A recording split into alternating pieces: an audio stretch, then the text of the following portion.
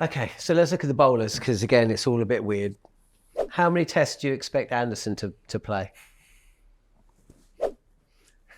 3? It should be 3. Three? That just makes sense off the top of my head. Yeah. Leach will play all 5. I mean, Yep. obviously form, fitness, and all the other stuff. It's not. I don't think form's going to matter. He's just going to play all 5 as long as he can get out there. Well, yeah, Fitness. but there are other things, aren't there? Mark Wood 2 or 3? 3 max? I think Mark Wood 3. Will England? I think it's going to be interesting going into Hyderabad. I thought England would play 2 and 2, 2 seamers, 2 spinners. England might go into Hyderabad and pick 3 seamers, and just possibly pick Jack Leach and go with Joe Root.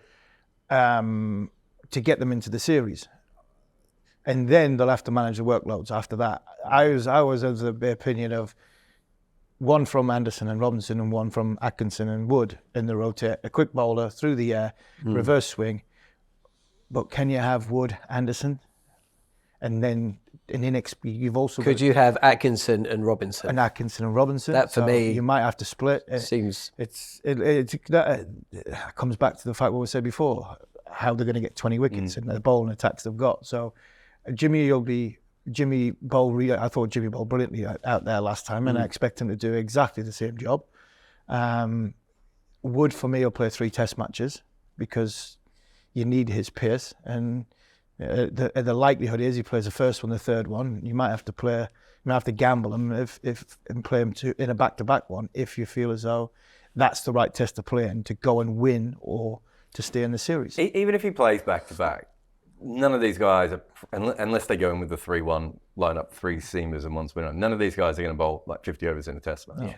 So I know it's draining being out in the field. Harmy's looking at me as if to go, you stand in the field for 2 days and watch VVS Laxman hit you everywhere. But exactly. It's not. He didn't hit me everywhere, it hit him everywhere. Exactly. I just fetched it back. I just stood in the field. But the point being is it's not quite the same as going to Australia. If you're a fast bowler in Australia, you know you're going to have to bowl, 25 to 30 overs in the first innings and 15 to 20 in the second innings. And if they get on a run, it's going to be even worse than that, right? It is a little bit different. So you can possibly play back-to-back tests because Wood might only bowl 18 overs in one test. You've also got that 7-day gap, haven't you, between the second and third test matches? So you can... And the 4th and 5th. And the 4th and 5th, which does seem like a long, long way away, doesn't it? But it does afford you just a little bit of breathing room to try and, we work it out then. I still think there's one more bowler to come into it. I think there's a bowler with the Lions at this moment in time, whether it's Potts, whether it's Carse, Fisher's out there at the minute. I'm trying to think the other seamer. Laws is out there, the seamer. I think one of them comes into the squad. I can't believe that for 5 test matches, England will only carry 4 seam bowlers. So I think there'll be one of them gets brought in on whoever's bowling well at the time. So I think there will be reinforcements. Can Anderson get through 4 test matches, 3-4 test matches? I don't see why not.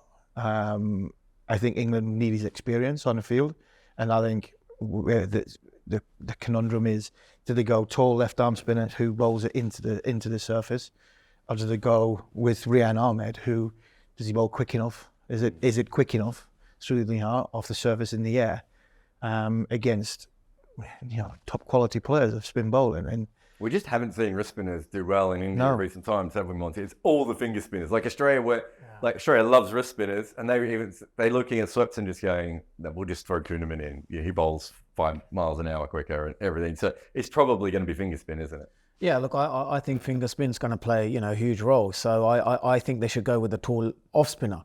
From Somerset, the youngster. I think it'll be a very attacking, brave move. And also it gives that variation because of his height, his big hands. That same length, he'll get probably a bit more bounce than some of the other spinners, from the Indian spinners as well. So he could be that sort of X factor, which could make it difficult for, the Indian batsman, to sort of get on top of him. And it'll be a brave call as well. We've seen, Brendan McCullum, Ben Stokes. They're going to make some decisions which are going to be like, slightly out of the box, but that's what's made them so successful. And I think, like Harmy said, when it comes to certain, big decisions or decisions, just outside the box where you think, actually, that's quite a risky decision. Captains of the past probably would have said, let's get the first test match out of the way, maybe draw or get a lead, and then we'll bring him in.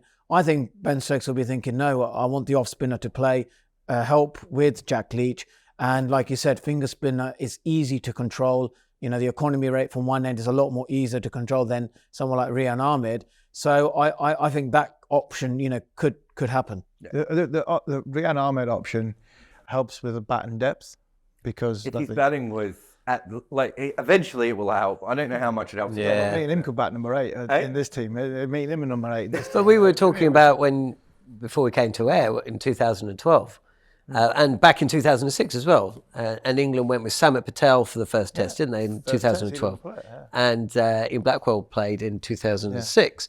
England have always had this, not fascination, but this kind of safety first approach. Let's get someone who can hit 25 at number 8 rather than someone who's going to take 4 wickets. That's what I would say. It's whether it actually makes a difference.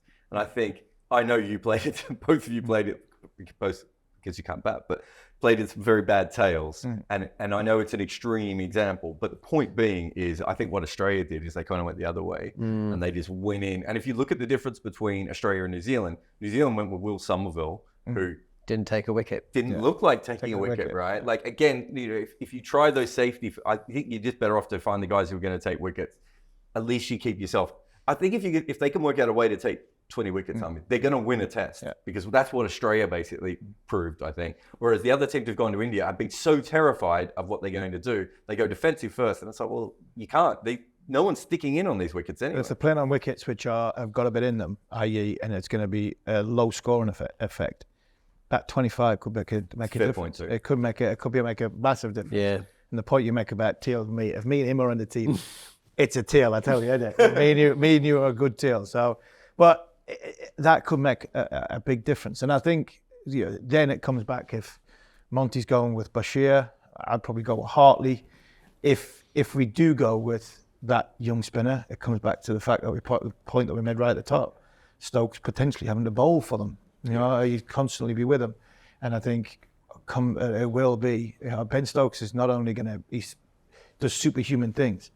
I think there's things that he's going to do that no other captains had to do in India. And that's, from a Marshall and a Teal game plan-esque, that could be his biggest challenge rather than facing Axar Patel, R. Ashwin and Ravi Jadeja and over the course of 5 test matches. Rohit Sharma is 37 in April and Virat Kohli is 36 later this year. They're not going to be around forever. Nobody is. Where and what will this do to the India side when they move away from Test cricket? How close do you think it is as well? Have you seen Jaiswal bat? I mean, there's so much talent just outside of that team. I don't think there's a talent drain that's about to happen. In this, Prithvi Shaw would probably be batting anywhere he wanted in England. In fact, Brendan McCullum would love Prithvi Shaw. There's so much talent just outside of that team. I don't think the talent is a problem, but you can't replicate the fact that Rohit has lived in Mumbai for a very long time and dealt with all the pressure that goes with that. And Virat Kohli is the most famous person in the country. This whole next generation, we don't know how. I mean, Prithvi Shaw disappeared, right? He went from playing in Australia, failed in one test, and disappeared. Shubman Gill, we know how talented he is, hasn't made many runs in Test cricket at the moment. Jaiswal's the next big talent. There's all these players coming through. It's all well and good to say that there'll be more talent coming through. Will they be able to handle the pressure at the level that those two have? And that's the thing that is probably, it's harder now than even the 90s and the 2000s. That's when it got mad, right? When becoming an Indian cricketer was such an unreal experience. It is 1,000 times worse than that. There are literally Twitter accounts that all they do is scour the internet for photos of these people out and about all the time. And everything they do is recorded 24 hours a day. That is, you look at Rohit Sharma and he's just handled that, right? He just handles that as a person. And Virat Kohli might not love it as much as, might not handle it as well as Rohit Sharma, but he's used to being the most famous person in the country. We don't know how Gill and Jaiswal and Prithvi Shaw and many other talent and Shreyas Iyer will handle all of this, right, Monty? And we also, one of them is going to have to be a captain as well and leader, right? But that's the hardest thing for the next generation Indians because there's always been somebody there. Yeah. And once these two go, that's it. There's nobody there. Because if you think, going back through the eras and the times, and obviously Gavaskar and come into like Kapil Dev and into the next one, and there was Sachin. Sachin was there from 1990 till whenever. But then Dhoni, Dhoni was still there. And Kohli's around after Dhoni. And then Rohit Sharma, you've got Rohit Sharma there. Once these two go, it's who is that lead figure? I always said that Test cricket was alive and always going to be alive, while Virat Kohli was not only India captain, but playing and batting and number 4 for India in the Test team, because the way he spoke about Test match cricket, the way his respect for the game was unbelievable, and the way he went on in the Test arena, right, we're fine. The greatest cricketer in this generation, from a profile and stature point of view, for where the game is, he's saying it's Test matches what drives him. Test cricket's fine. I'm not so sure once he goes, because who is that person? And then in the Indian dressing room, well, it must be easy going into the Indian dressing room. Not easy as in because it's obviously the pressure's on you because you're playing for India, but you slip under the radar because Virat's going out first, and then Rohit's going out. We had Sachin before that. We had like Sehwag and Lakshman and even Dravid. All these players, they slipped under that radar because Sachin was there, Virat's there. They're getting on. Once they go, it'll be the same when Jimmy goes. Who's going to lead this attack? Broad's gone. Anderson's going. There aren't many young teams coming through. And who can handle, like what you said there, the pressure of who's going to take the new ball for England next summer if Jimmy decides that's it, I've had enough throughout this next 5 Test matches? Who is the next person going to go, I'll stick my hand up, I want to be the next Jimmy Anderson? I'll tell you what, good luck with whoever that is.